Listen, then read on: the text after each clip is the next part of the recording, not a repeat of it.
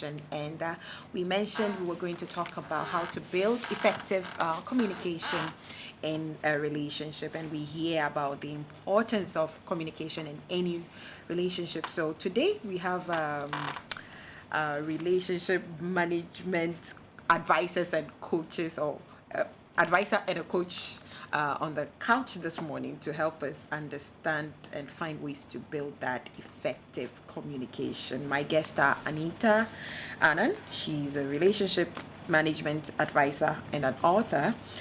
And PG Sebastian is a relationship coach and also an author. Good morning to you, ladies and gentlemen. Good to have you once again. Yeah, Anita, after a very long time, and Sebastian, I think couple of weeks or months? Yes. Okay, great. When we talk about communication or effective communication, is it just talking? Is it talking, or there's more to it? They say ladies first. Ladies first? Okay. Well, thank you. So communication is deeper than just talking. We have the verbal part of communication, even non-verbal cues. Okay. And I was reading an article. Unfortunately, I don't remember the source from the top of my head. Okay. It said about 93% of our communication is based on non-verbal cues. Non-verbal cues. 93% of it. Wow. So the verbal cues is just 7%. So it's not just talking, it's deeper than that. You're looking at the person's demeanor, is the person charging, is there eye contact, and all that. And whatever the one person is saying, is it understood by the other person? Because it's not just one person, you're the one talking all the time. What is communication if whatever you're saying is not listening, it's not listened to, that's one, and it's not understood or appreciated. Okay. So Anita, can you please speak up before? So, because you're giving us very important points. So it's not just the talking, the dynamics are just, more complicated than we think it is. Okay. Sebastian, do you agree? I totally agree. And I would say that usually when people are talking, like she said, it's just a small percentage of the entire experience that is verbally communicated. Okay. There is also the portion that is not communicated. So sometimes when people are speaking or they are talking, I personally tend to listen to what they are not saying. You tend to listen to what they are not saying. Exactly. So how do you do that? Because what they are not saying is what is actually revealed in their body language. So for instance, somebody says, you ask somebody, are you okay? Say, yeah, I'm fine. But you know that I'm fine tells you they are not fine. You understand? Because the I'm fine has a feel to it. Okay. It has a tone to it. It has a voice inflection. So it may tell you that they are just trying to be civil by saying, I'm fine. Okay. But actually, they are not fine. And they wish that I'm fine will just stop it there. Okay. Because if you keep probing, that is when what they are not actually telling you then comes up. That's when you get to know they are upset about something that they didn't initially want to talk about. You understand? So there is the body language, there's what is not being said, which is a chunk of actually, the entire communication process. Another thing which you also mentioned is that when somebody is speaking, is it actually being understood? What is the intention behind somebody saying what they are saying? So a typical example is that a man feels the wife doesn't respect him, and then you get to find out that the man is not saying that because it may necessarily be true, but probably there's a measure of insecurity. Okay. You understand? Okay. So he feels insecure. So even when the woman is making genuine contribution or advice or giving an advice or, just being genuine and honest, he thinks that because this woman is so and so at her workplace, she's so and so, she's trying to control me. Because she's a boss. She's a boss, probably office. She earns more and then all that, so she's trying to control me. So everything that comes from the woman, the man becomes defensive, and then he goes around saying that my wife doesn't respect me. But you get deep into it and realize that it's not a question of respect. It's more of a question of insecurity. You understand? So in communication, people say things, but there's also a motive or an intention behind what they say. And so you need to be a good listener. So, okay. finish Yeah, you that need to and be a then- good listener. You need to be somebody who is good at deciphering what people are saying in order to actually be on the same page with them. And that is where a lot of time spouses fight, because one is being sarcastic and one is taking it too serious. Okay. One is just being funny, and then the other person is thinking that this is not the time to be funny. Okay. And then it turns into something else. Oh. You understand? So communication can be very complicated. Okay, so in terms of the non-verbal cues and the verbal cues, when someone tells you, I'm fine, I'm okay, I agree, I accept, when they don't really agree, they are not fine, they don't accept, does that make them a liar or liars? Not really. Because Sometimes. You're saying something else. You mean? Sometimes we agree to disagree. Okay. And sometimes for the sake of peace, people let things go. The good thing is that after you've let it go for that particular moment, you look for an appropriate time to bring up the subject, or you find another way to bring up the subject. Sometimes people say what they say at that moment because at that moment that is the only thing to say. At that moment that is the best thing to say. The best at that thing to moment that is the reasonable thing to say. So you have to go back to it after some time has Sometimes if you think it is something that you can't let go, because sometimes it is something you really want to discuss, but you are looking at the person's mood.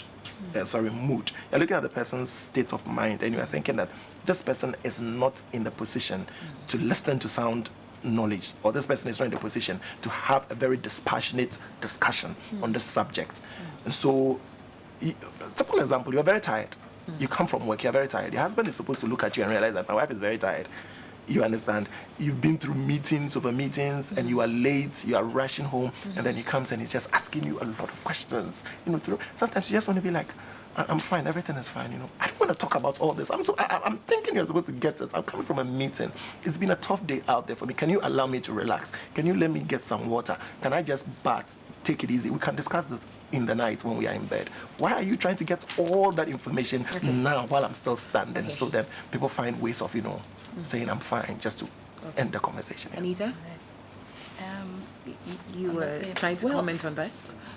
Like you said, it's not so much that somebody's trying to lie. Of course, there are liars in the society. But there are times that people would just want to, for the sake of peace, it's not time. For me, I think that when there's an issue, timing is everything. Okay. And usually when we have something on our chests, if you just want to come out and lash out like that, you might be saying things that are inappropriate. You might be saying things that you regret later. And so there are times that people say that, oh, I'm fine, or can we talk about this later? Not so much that they want to lie, but it's almost as if they want to take a step back. It's always important to take a step back. But there are some people who will not say that, I'm upset right now, can we deal with this later? They might not say it like that. They'll just come out and say that, I'm fine. Oh, it's okay. Oh, don't worry.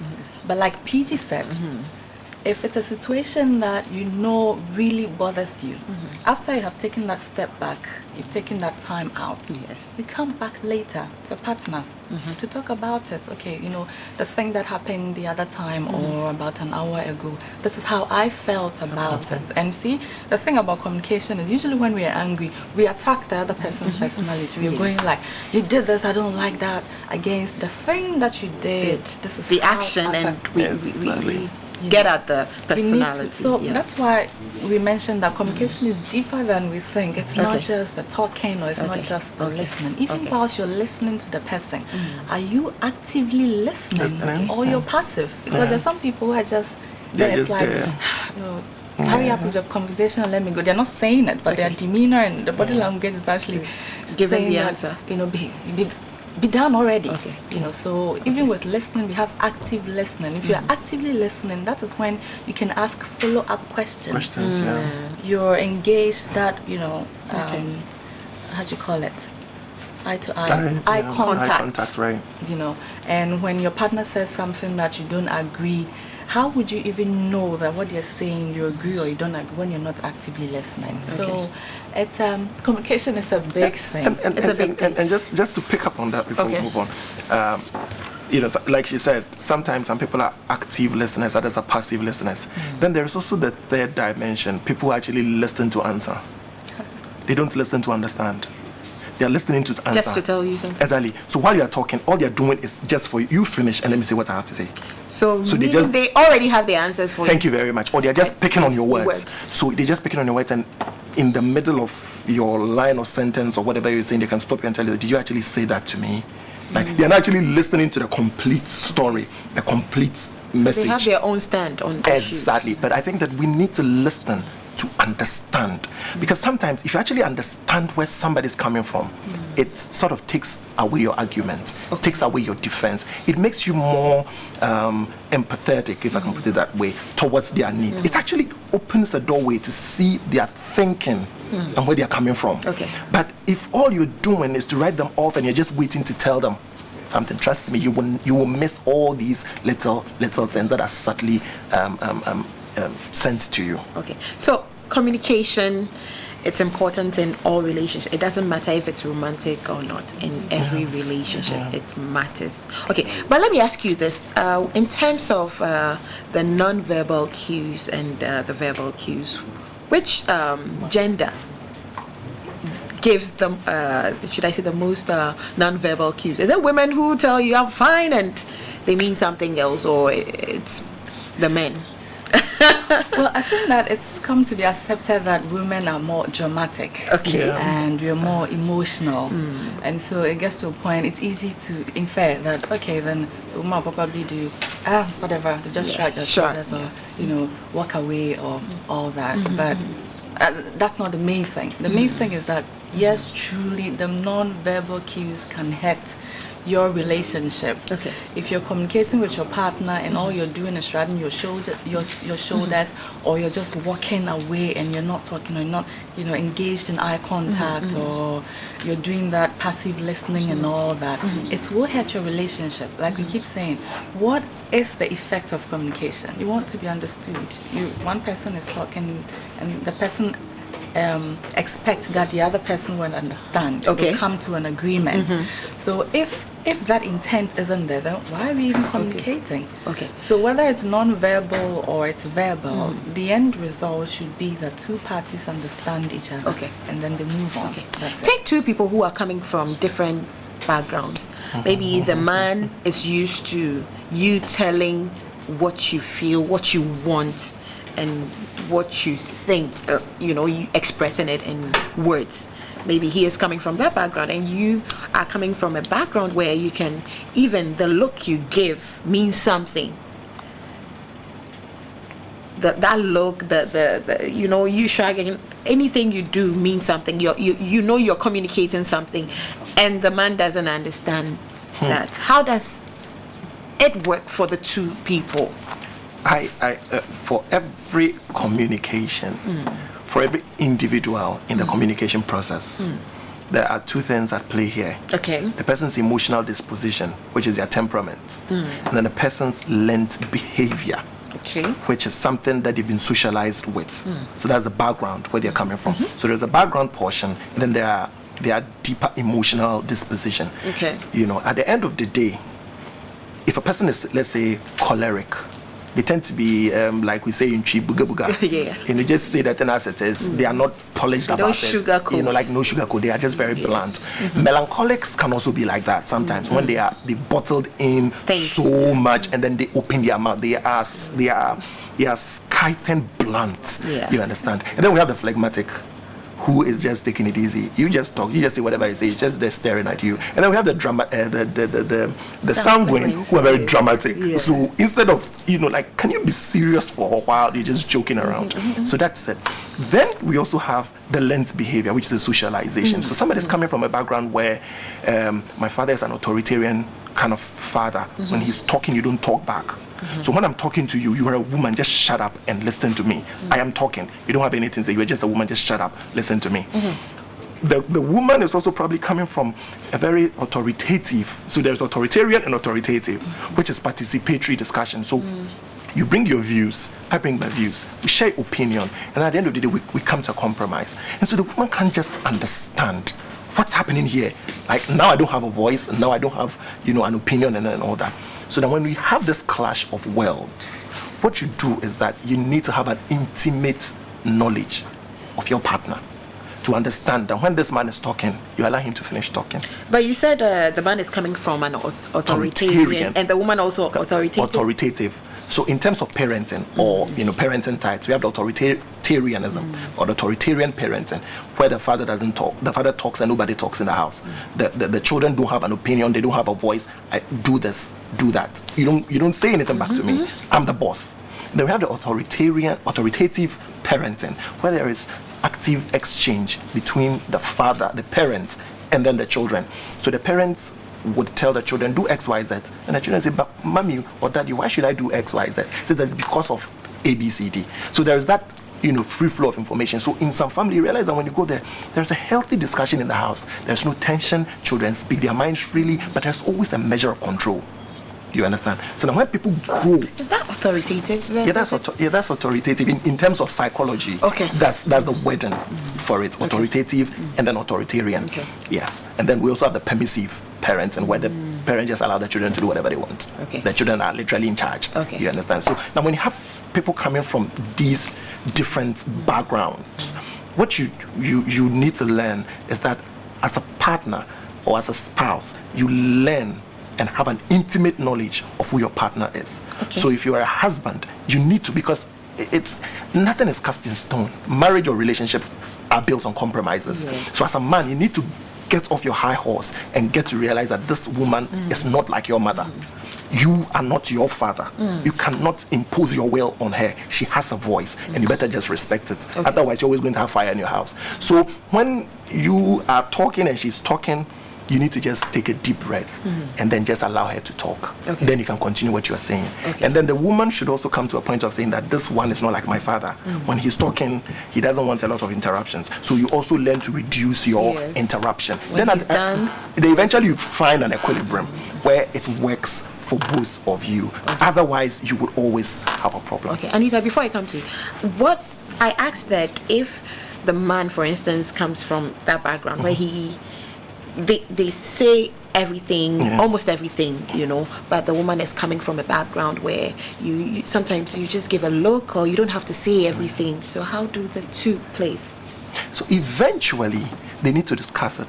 Okay. It becomes a conversation, because it gets to a point the man would be frustrated that when there is an issue we need to talk about, like, I really want us to discuss the issue. I don't want us to go and sleep overnight over this. I don't want us to let the sun, biblically the sun sets on our anger. And here we are, I'm just trying to make a conversation, I'm trying to bring up this issue, and then you're just being passive about it. You're just being quiet about it. You may not want to talk about it at the onset or the aftermath of a particular problem. Okay. You need to find an appropriate time. It could be a day out, a weekend out. Okay. And then in the fits of your excitement and everything, you can just tell her, sweetheart, there is something I think we need to discuss. Okay. Your approach towards conflict resolution is not necessarily healthy or the best. Okay. Then you help her, because nobody actually benefited from being quiet in the face of conflict. So it is important that the one who thinks that conflict is best resolved in a timely manner, it is that person's responsibility to bring up the issue at the right time and then get it discussed. Okay, Anita. Well, yeah, so on the question that you asked, I think that when people get to a point where they understand that conflict is inevitable because two parties are coming from different. I mean, personality types are different, temperaments are different, parenting styles are different. If you do not enter a relationship with that kind of mindset, you'll always be disappointed. I mean, and of course, there's also the point about this is a man, this is a woman. A man is different from a woman. Yes. Of course, every man, not all men are the same, but there are similarities.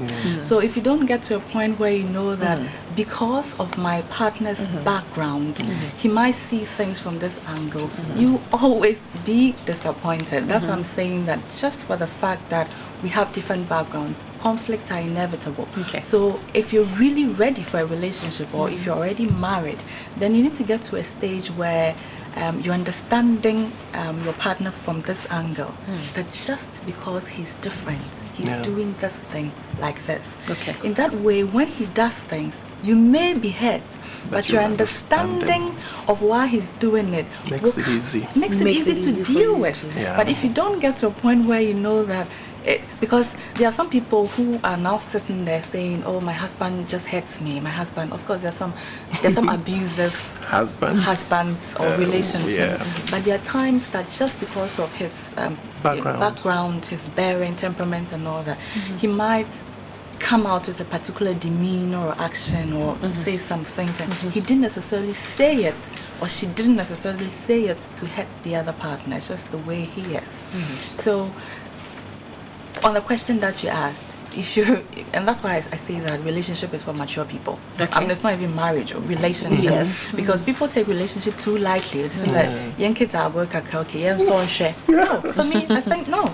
I'm not saying that all relationships end in marriage, but if you're entering into a relationship, you should be serious. Have marriage you should be serious. So then think about all this. Are you really ready for that? Because the person that you're going to date is totally different from you are. So if you're not mature enough, I say that you have to be emotionally fortified, mentally resilient, because it comes with hard work. I mean, imagine that I'm like this and my partner is like that. The way he talks is different. He says something that I'm probably coming from a background that you're so respectful, it's not why they and the gentleman is coming from a background where they have to express themselves. He's not necessarily arrogant, but they're just confident people. Now, if I don't realize that he's talking out of confidence, I'll probably say that this is an arrogant man, but he might not necessarily be arrogant. So it's for mature minds. Relationships are for mature minds. Marriage is for if you're not really ready, don't get into it. There's a quotation that I put down the other time that if you're not ready for the sting, don't push for the ring. Because the thing about marriage, it will sting you just because the other person is different. Okay. But you have to come to a point of compromise. Since you mentioned the part about maturity, why don't you take us through some of the things that we can do to enable us have the communication skills to communicate better in relationship? You mentioned the maturity part, the things we need to do. I think that unfortunately we don't have a lot of time. Which I'm not happy about. I think one topic that people leave out when it comes to relationship and even communication is self-love. I have come to know that you can't self-love. People don't usually talk about it, but if you don't get to a point where you love yourself, and by self-love I don't mean the excessive selfishness of a narcissist. No, this self-love comes from a place where you respect yourself. You believe that this is who you are and this is where you are, but you're going somewhere. You are compassionate about yourself. You're able to forgive yourself. Now, if you're able to do these things, then you can express it to the other person. You know how we say it, you can't give what you don't have. Now, if you think that you're expressing love to the other partner and you don't have it, what is it that you're expressing? Is it infatuation? Is it some sort of obsession? So, as far as communication is concerned, if you have self-love, then when you're communicating with your partner, you come from a position of tolerance and empathy. Because you know who you are, you know your weaknesses and your strength, and yet you've accepted yourself in totality. Now, if you're communicating with your partner, coming from that background, you're going to accept him or her. You're coming from that, that level of tolerance, that level of empathy, that level of kindness. And so if they're talking, even though you may be angry, because of course we're all human beings, there's some things that do not go well. Just because you know that I can forgive myself for something like this, it is a little easier to forgive the other person, even when they go overboard. So does self-love help you to know that your partner cannot give you everything? That's the thing. In fact, self-love should let you know that your partner is not the one to fill your happiness tank. A lot of people who place that responsibility on their partners, it's not right. It's unfair, and you will be disappointed. Genuine or absolute happiness come from us. If you're not able to, that's why I'm talking about self-love. If you're not able to love yourself or accept yourself or be happy on your own, that partner cannot do that. They will try, but they can even give you the whole world and you'll never be happy. That's it. The truth of the matter is that how would somebody even know what you want if you yourself can't even express what you want? You don't know yourself that much to even know what is good for you, because you don't love yourself that much. There's a lot of, emptiness and potholes in your own impression of who you are. And expect somebody to know you and then actually give you that is so not possible. You should be able to love yourself. Like she said, self-love. You should be able to know what makes you tick and what doesn't. You should be able to know what excites you and what doesn't. You should be able to know where you're going and where you are not going. And you need to know all these so that you are a confident person. When you stand in the mirror, the person that you see in the mirror is somebody you know intimately. So that when you sit face to face with somebody, tell the person that this is what I want, this is where I'm going. Either you are with me or you are not with me. You understand? So it makes it easy for you to express what you want to your partner, and it makes it easy for you to guide them. Then they can actually, give you what you want. Yes. Okay, what else should we be looking at to build this skills? Another thing that I would like to say... before you go, right, I'll announce the phone line for viewers to contribute to the discussion. If it's questions you have or you have a contribution to make, you can also join in. The number to call is 0302 786 571 0302 786 571. I'm sure it will be crawling on the screen somewhere, but feel free to join the discussion. Let's hear your opinion. Right. The other thing is something that we've mentioned in bits and pieces, which is the intimate knowledge of who your partner is. Because once you know that, then you are acquainted with their moods. You know that there are times you just don't want to, you don't have to talk. Let me share a very personal story with you. Okay. My wife, whenever she is hungry, she doesn't... Hungry or angry? Hungry. Food hungry. Yes. She doesn't want to talk. She'll be quiet. And I thought that it was just a nice way of avoiding me sometimes. And sometimes it was so annoying because you really want to talk to her, and then she's quiet. She doesn't want to talk. Okay. And then one day I had the opportunity of meeting her sister's husband. Okay. I'll give you the chance to continue. I'm interested in that, but we have a friend on the line. Hello. Hello, good morning. Good morning. Can you tell us your name and where you're calling from? Yeah, my name is Mohammed. I'm calling from Superior Technical Leader. Mohammed from? Superior Technical Leader. Okay. Yes. Yeah. I think what the lady said, the self-love is more important. Okay. You need to love yourself. And then what the guy also said that... Can you please speak louder for us? Yeah, what the guy said, that you need to know yourself very well before Yes. you can make your partner know you. It's very true. You need to, if you don't know yourself, how can your partner understand you? So that is my... That is your take on it. Thank you very much, Mohammed. You're Mohammed agrees with you. The self-love, self-knowledge is, yeah. he said, is the most important. Important, Yes. yeah. I'm interested in So the story. So I met her sister's husband. I've forgotten what this was. 2014. I don't remember exactly what we were discussing, but that conversation came up, and there was just the two of us, boys. That conversation came up, and I was like, my wife. Whenever sometimes she just gets all quiet and all snappy. She was like, oh no, I'm sure she's hungry. And I You didn't know that. And I said, why? I said, no, that's how the sister is. And It's a family thing. And I said, no, but she told me, and I never took it serious. I thought she was just kidding. Okay. She was like, no. It's true. So whenever you guys are driving and you realize she's quiet, She's stop, hungry. Stop Feed talking. her. No, stop talking. Don't talk. All right. We have another friend on the line. Hello. Hello. Hello. Hello. Can you please speak up for us? I tell you. Good morning. Good morning to you too. Yeah, good morning. Good morning. Your name? Yeah, I appreciate what you are discussing. All right. You have a contribution to make or a question for my guest? Yeah, I do. This is Pastor Chris Pastor Chris. Okay. from Awoshi. I truly believe in what your guest is saying. And one thing I would also want to add is that in relationship, as far as maturity is concerned, you need to have that aspect of you where you can easily forgive your partner. Okay. If you want to be matured in what you are doing in the relation, there is a need for you to accept to forgive one another. If you can't forgive, you can't continue in the relation because words do hurt. Okay. The other thing is that words are life, they are living. And anytime you speak words, they are hanging on your head. Okay. So if you are not careful, you might think, oh, I said it for granted. but it will take roots. It will get effect on your partner. True.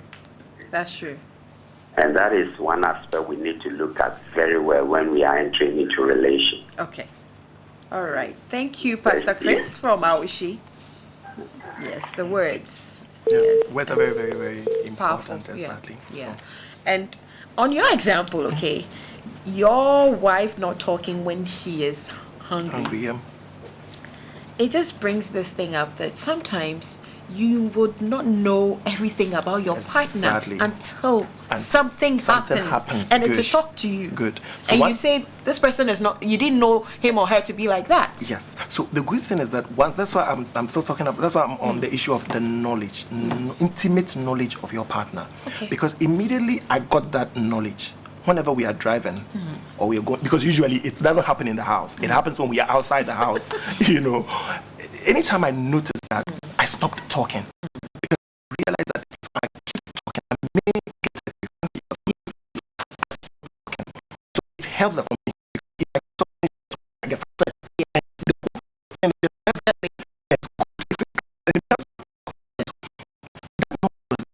Okay.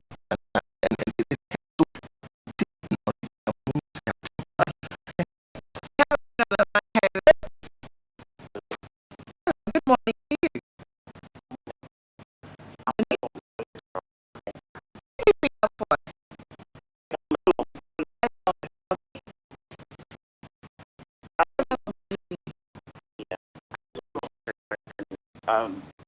You mean you are having a communication problem in your relationship? Mm-hmm. There is a case where maybe the lady seems to always be right, as I see mine, like she's always right. She thinks she's always right. She must be right all the time. Not really. She's not always right, but then. Hello? Yes, we're here. Hello? Yeah, she thinks that she's always right in everything that you people are talking about. But then, for the fact that you, the guy, you are very cool with everything, you just let the sleeping dog lie in every context. You see this relationship to be moving towards some good end, or you just have to take it and maybe hold it or something. I didn't get the last part of what you said. Do you think that maybe this relationship is going to really move to a very good end? Okay. Or maybe Will it you can last? Just, yes. Okay. Or maybe you can just, as a result of lack of communication, just stop it or something. Okay. Right. I think you should answer him. Did you get what he said? Yeah. Yes. Well, let me read it. Yes. And we'll come back to the previous question I had. Okay. Yeah. So his question is, he's with a lady, and the lady thinks that she's always right. Yes. Is the relationship Napoleon is always right. is a relationship going somewhere? Well, that's quite difficult to determine. But if there's always one party that is dominant, that's not healthy. Yeah, and it even boils down to communication, because if it's communication, it's two ways. So So it means the other person is keeping things down. yeah, I mean, from what he said, boiling them up, that's the and thing. one So you day have he to might endure. explode. You have to endure. Why are you Yes, enduring? You have to yes. get to a point where there's an agreement. If she's always dominating, unless of course she's truly always Always right. right. Exactly. If she's Exactly. So truly possible. always right, then she would express it, and then he has to up his game. Yeah. But if it's just an attitude of she being bossy, or like. That's also a subtle trait of a narcissist, because the unhealthy relation, that's what they do. I have to always be It's the always boss. about me. It's always about me. They're excessively selfish. Their ideas have to be taken. You need to do this. No, that's an That's unhealthy healthy. relationship. So for someone like that, who wouldn't accept even when they're wrong, is it better to get a third person or to come in. talk to her about it? Well, you know? it's the way Because he's they won't asking the listen to you. question. It's obvious that he wants the relationship. He wishes that Yes. there's a way Works. out Yes. of it. Yeah. So I'm sure that everybody has a person that they respect or fair. Yes. So if you really want the relationship, then you can bring a third party to talk to her about. Even that, you need to be careful, because somebody who thinks that she's always right, if you don't go around it the right way, she's going to turn the whole thing against you. Reported me and this just going to go so messy. So this is a complicated issue. He needs to sit back. In fact, he needs to try to talk to her, deal with her emotions, sensibilities. That this is what I have observed. Usually when something happens, it's a position of you're always dominant. You want your ideas to be heard. You don't listen to me. And I feel out of it. I don't feel part of the relationship. Now, if you do that communication and she responds that, oh, I'm sorry, is that what because we all have blind spots. Exactly. We have blind spots, and past experiences, can change us or make us in a different way. So if you bring her attention to it and she really recognizes somebody who wants a relationship and she really loves you, she would amend her ways. It might not come easily, but at least she will try. Then you know that this lady wants the relationship, she's trying. But if she lashes out in reaction to, but this, but I'm always right, and then you know that you're dealing with something. That's trouble. Okay. Unfortunately, we don't have time, but I really want you to answer my question before we go. I'll ask the director for part 2 of this. Exactly. On the intimate knowledge of your partner. You can be with people for a very long time and you will still not know certain things about them until something happens and you're like, wow, what is this? That's human nature. In fact, some people don't know how strong they are until they themselves get themselves into some situation that they didn't think they could actually go through. Then they go through. Then they themselves self-discover who they are. Okay. You understand? Yes. So there is always, as far as you're dealing with human beings, there's always a portion of a person's existence or life that you will never know. You never know. You understand? But it is still important that the ones that can be known or that the ones that when you attempt to study, you will find, you do it. You go for it. Because if you don't, then it's going to be a problem. Okay. You've given us a lot of tips this morning, so I won't even ask for your final remarks because we'll be having a part 2 of this. Definitely. Gideon, I know you're listening, so yes, we've been talking about how to build effective communication in your relationship. You had the tips from the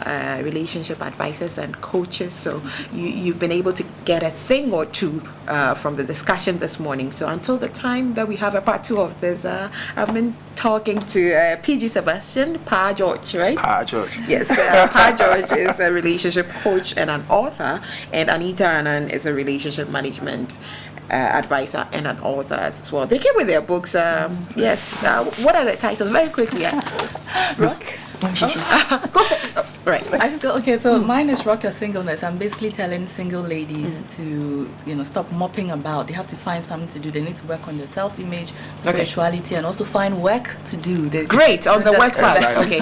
And yours? This is of Spiders and Silkworms. It's basically a book on marriage. It's on 9 thematic issues in marriage. I've picked different subjects in marriage, and then I put it all together. Okay, we can get them in the bookstores, right? Yes. Okay, all right. So thanks for joining the discussion, and thanks for the phone calls, and hopefully we get another time next time.